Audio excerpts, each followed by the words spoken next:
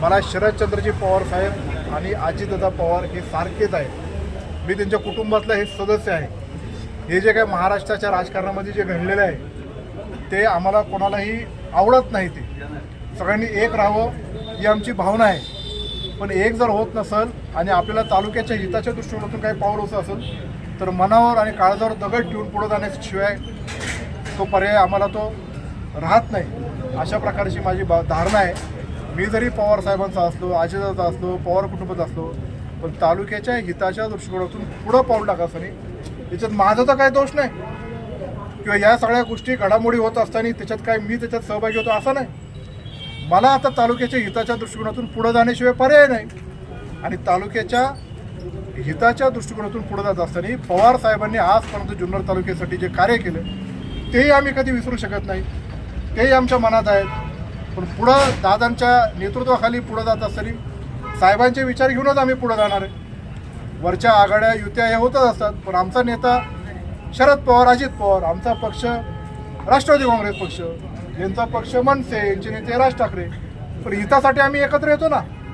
असं थोडी की आम्ही सगळे एकमेकाला डोसण्यास मारतो आणि हे करतो.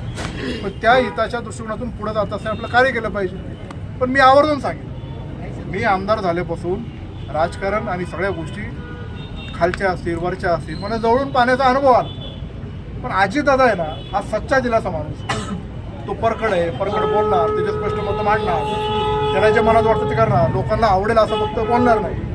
तर तो सच्चा माणूस आहे. आणि म्हणून अजितदादा पवार साहेब हे काही पवार साहेबांपासून काही वेगळे असं म्हणणार नाही. पवार साहेबांच्याच विचाराने या दृष्टिकोनातून आम्ही सगळेजण पुढं चाललो आहे. आणि ते पुढं जाऊन महाराष्ट्रातल्या ग्रामीण भागातल्या विशेषतः पुणे जिल्ह्यात जुन्नरच्या हितासाठी आम्ही काम करत राहू. घेतले 2019च्या निवडणुकीला तुम्ही सोबत होता. अभिजित शेरकर तुमच्या राष्ट्रवादी काँग्रेसमध्ये आल्यावर काही फायदा होईल?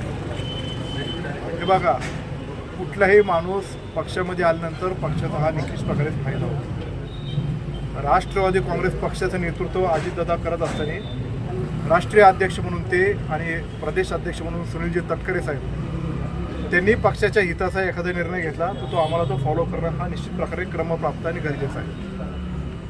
अभिजितजी शेरकर जे राष्ट्रवादी काँग्रेस पक्षामध्ये प्रवेश केलेला आहे हे मी तालुक्याचा राष्ट्रवादी काँग्रेस पक्षाचा प्रमुख म्हणून किंवा इथला आमदार म्हणून पाहत असताना त्या प्रवेशामध्ये मी त्यांच्यापर्यंत अप्रोच झालो किंवा त्यांनी आलेत असं कुठलीही गोष्ट घडलेली नाही. अभिजित शेरकरांची इच्छा होती की अजितदादांच्या नेतृत्वाखाली आपण जुन्नरमध्ये काम करावं. त्याच्याकरता त्या सभेच्या पूर्वी 15 दिवसापूर्वी ते अजितदादांना जाऊन भेटले. दादांशी सखोल चर्चा झाल्यानंतर ते म्हणले की अतुल बेनके आणि वळसे पाटलांशी चर्चा करा. तशी ते माझ्याकडे नंतर मी वळसे पाटील आणि दादांशी चर्चा केल्यानंतर दादांनी सांगितलं की त्यांना आपल्याला घ्यायचंच आहे. आणि म्हणून नेत्यांनी एखादा निर्णय घेतला तर त्याच्यापुढं आम्ही काही नाही म्हणू शकत. मी काय राजकारण करत असताना कोणाला काय डिस्टर्ब करावं किंवा कुठल्या पण पार्टी ही वाढली पाहिजे. आणि पक्ष वाढीसाठी अभिजित शेरकरांनी जर असा निर्णय घेतला असेल तर त्याचं स्वागत करणं हे आमचं कर्तव्य आहे. बिबट्याचा जो प्रश्न आहे तो अजूनही आपल्या जुन्नर तालुक्यासमोर आवासून उभा आहे. तुम्ही अजितदादांच्या समोरही तो मुद्दा भाषणामध्ये मांडला होता. अजितदादांनी पिंजऱ्याच्या संदर्भात त्या ठिकाणी बोलताना सांगितलं होतं. मात्र प्रश्न आर्थिक नियोजन अर्थ खात्याचे मंत्री आहेत. पिंजऱ्याची संख्या वाढवण्याकरता लाईट वेट पिंजरे तयार केलेले आहेत आणि त्याच्यासाठी निधी महाराष्ट्र गव्हर्नमेंटने एक चांगल्या प्रकारचा निधी दिला आहे की जेणेकरून पिंजऱ्याची संख्या वाढेल. नुसती पिंजऱ्याची संख्या वाढून तिथल्या बिबट्या जेरबंद करून चालणार नाही. लॉंग टर्म प्लॅन म्हणून त्याच्यावर काहीतरी उपाययोजना करण्यासाठी शासनाने कमिटी स्थापन केली. त्या कमिटीत मी स्वतः आहेत, जयंत पाटील आहेत, दिलीप वळसे पाटील आहेत आणि असे 16-17 आमदार आहेत की जिथं बिबट्या प्रवण क्षेत्र खूप जास्त आहे. त्यातून काय काय सूचना त्यांनी ते घेतलेल्या आहेत ते आपले महाराष्ट्राचे फॉरेस्ट विभागाचे सचिव आणि त्यांच्या माध्यमातून तसं प्रपोजल आता गव्हर्नमेंटकडे पाठवतो आहे की बिबट्याची समस्या गंभीर आहे, त्याची प्रादुर्भाव खूप मोठ्या प्रमाणात वाढतो आहे आणि लाँग टर्म प्रोग्रॅम म्हणून त्या बिबट्याची संख्या आवाक्यात आणण्यासाठी सेंट्रलचे गाईडलाईन्स आले तर त्याच्यानुसार ते कार्य निश्चित प्रकारे पुढं करता येईल. पण याला थोडासा कालावधी जाईल काय.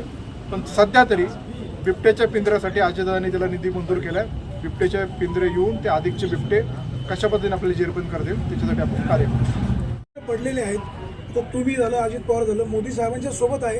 कांद्याचे बाजारभाव वाढणार कधी आणि निर्यात चालू कधी करणार? केंद्र सरकारने जी निर्यात बंदी केलेली आहे ती अत्यंत चुकीची आहे.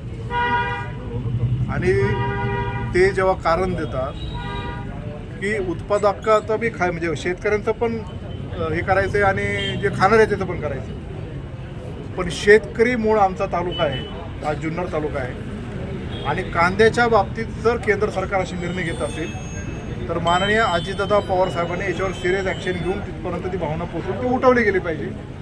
हे मत मी अजितदादांसमोर तिथं मांडलेलं आहे. त्यानंतर दादा आणि आम्ही काल परवा भेटलो की येत्या काही दिवसामध्ये वाणिज्य मंत्री पियुष गोयल आणि अमित शहा यांना भेटणार आहे.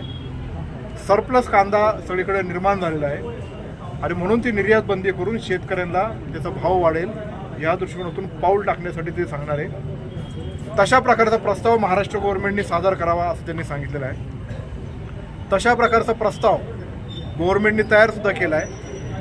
त्याचबरोबर पीक पाणीच्या आधारे जे कांद्याच्या बाबतीत महाराष्ट्र गव्हर्नमेंटकडे जो अहवाल प्राप्त झाला आहे तो कसा चुकीचा आहे तो बघितलाच अजितदादांच्या तो लक्षात आला आणि त्यांनी एवढं उत्पादन जे काय दाखवलं आहे किंवा ज्या पद्धतीने किती कमी कांदा लागवडी केला आहे हे जे गव्हर्नमेंटकडे आलं आहे ते मूळतः चुकीचं आहे. आणि त्याचे ऑफलाईन सगळे डाटा मागवण्यासाठी सुरुवात केली आहे. कारण तिथं पीक पाणीच्या आधारे असं दाखवलं आहे की कांदा हा थोडाच आहे आणि तो पूर्ण देशाला पुरवण्यासाठी आपल्याला एवढा पुरणार नाही.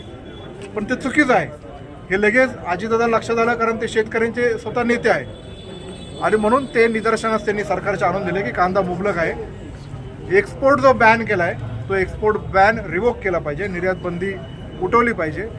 आणि जे एक्सपोर्टचे व्यवहार ठरले होते, ज्या कंटेनरमध्ये माल पडून होता त्या कंटेनरमधला पण एक्सपोर्टचा माल जो व्यवहार ठरला आहे तो रिलीज करून टाका असं अजितदादांनी ते सूचना केलेल्या आहेत. अजितदादा हे शेतकऱ्यांचं हित बघणारे नेते आहेत.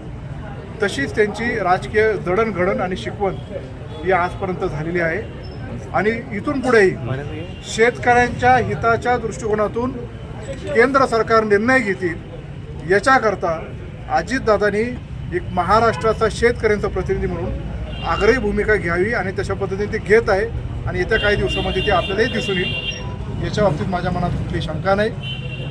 जुन्नर तालुका आणि पुणे जिल्ह्यातले ग्रामीण भागातले लोक अजितदादांकडे अत्यंत अपेक्षेने पाहत आहेत आणि जेव्हा आशेने अपेक्षेने दादांकडे जेव्हा पाहिलं तेव्हा दादांनी त्याला उतराईस ठेवून शेतकऱ्यांच्या प्रती ते काम केले आणि इथून पुढे ते करतील अशी माझ्या मनामध्ये खात्री आहे. तुमचे जवळचे मित्र सत्यशील दादा शेरकर तुमच्याच विरोधात उभं राहण्याची चर्चा आहे, याबाबत काय?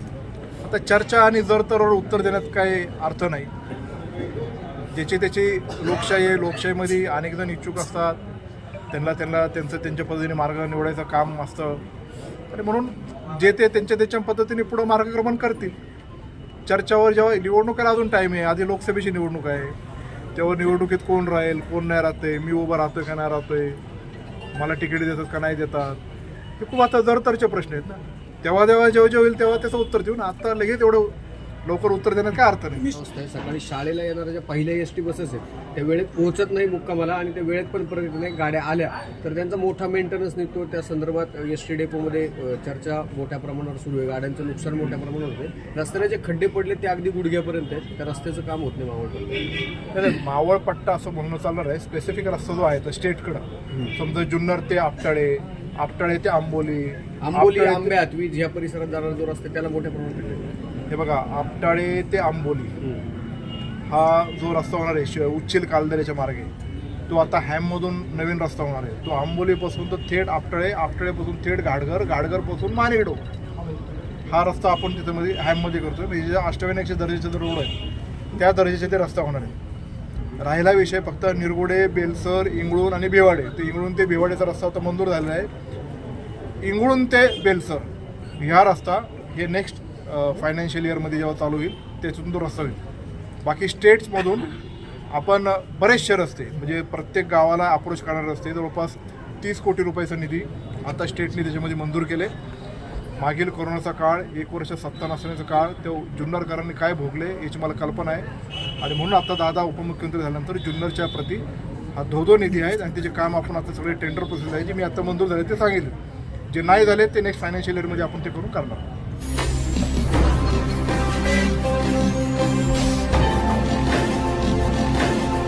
ताज्या घडामोडी आणि नवनवीन माहिती मिळवण्यासाठी समाज दर्पण या YouTube चॅनलला सबस्क्राईब करा आणि बेल आयकॉनवर क्लिक करा.